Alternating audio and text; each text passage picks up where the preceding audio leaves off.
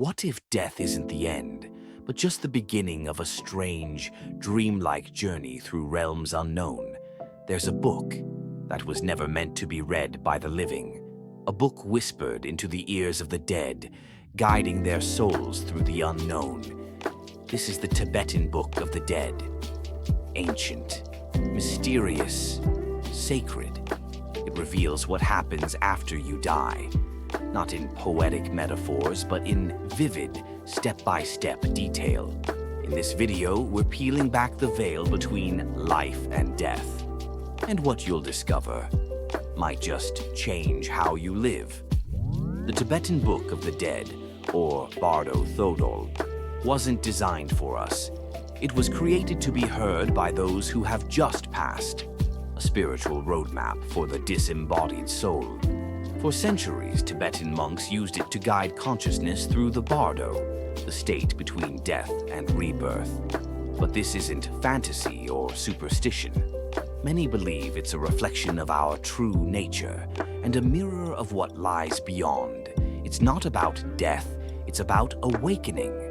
In Tibetan Buddhism, death isn't the end, it's a transition. The Bardo is that space in between, a realm of visions, light, fear, and possibility.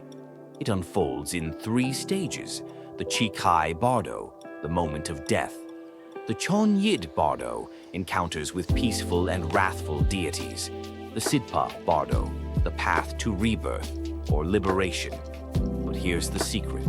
These beings, these terrifying and beautiful visions, they aren't real in the way we think. They're reflections of you, your desires, your fears, your karma. The Bardo is not a place, it's your mind laid bare. Imagine this. You've just died. There's nothing. Then suddenly, a radiant, blinding white light. If you recognize it as the truth of your being, you're free. You've achieved liberation. But if you react with fear, the light fades and the journey begins. Peaceful Buddhas appear, inviting you to awaken. But if you cling to confusion or ego, those same Buddhas transform. Their faces twist, their eyes blaze. The wrathful deities emerge. They're not demons, they're your resistance. The Book of the Dead tells us these visions are chances, doors to realization, if only we can recognize them. Because in the Bardo, everything you see is you. But what about the living? What can we do for the ones who've passed? In Tibetan tradition, monks chant the Bardo Thodol beside the body. Line by line, they guide the soul through the stages of the Bardo. The hope? That the soul will recognize the illusions, that it won't cling to fear or be tricked by desire. Family members offer incense, food, prayers. These aren't empty rituals, they're lifelines thrown across the void, because death isn't isolation, it's transformation, and the ones left behind are still part of the journey. At the end of the Bardo, something strange happens. The soul feels drawn to a warm light, a couple making love, and suddenly it is reborn. Unless it realizes the illusion, unless it wakes up. According to the Book of the Dead, those who see clearly can escape the cycle of suffering, samsara, and enter nirvana.